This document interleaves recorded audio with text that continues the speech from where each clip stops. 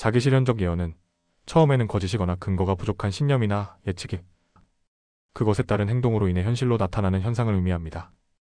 이 개념은 1948년 사회학자 로버트 머튼이 정의한 것으로, 잘못된 정의가 새로운 행동을 촉발하여 원래의 잘못된 정의를 사실로 만드는 자기 강화적 순환이라고 설명됩니다.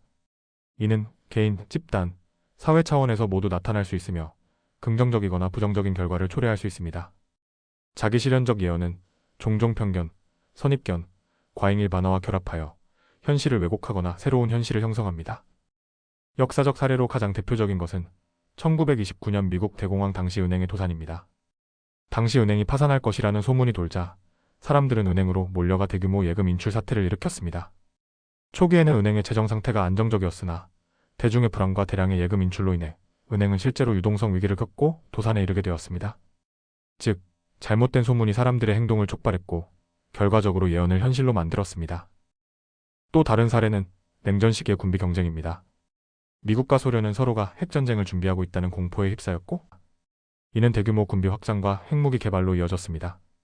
초기에는 상대방의 의도를 잘못 해석한 부분이 컸지만 상호 불신은 점점 현실이 되어 서로를 위협하는 실제 군사적 긴장 상태를 만들었습니다. 이 과정에서 두려움이 현실로 변하는 자기실현적 예언의 전형적인 모습을 볼 수 있습니다.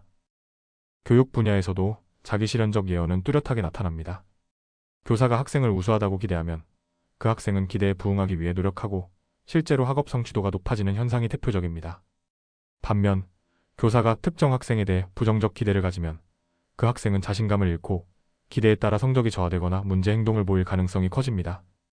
교사의 긍정적인 기대가 학생의 성적을 높이는 경우를 피그말리온 효과라고 부르고, 반대로 부정적인 기대가 성적 하락이나 문제 행동으로 이어지는 경우를 골렘 효과라고 부릅니다.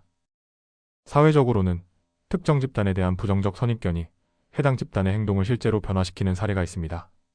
예를 들어 소수인종이나 특정 계층을 범죄 가능성이 높다고 낙인 찍으면 그 집단은 스스로 사회적 기회를 제한받고 결국 범죄율이 높아지는 결과를 초래할 수 있습니다.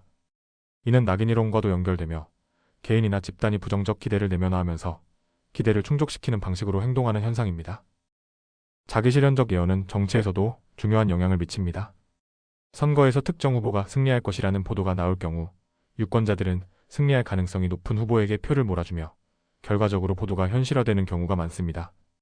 이는 미디어의 편향적 보도와 대중심리가 상호작용하며 현실을 형성하는 과정의 일환입니다. 이처럼 자기실현적 예언은 일상생활에서부터 대규모 사회적 사건에 이르기까지 다양한 영역에서 중요한 영향을 미칩니다.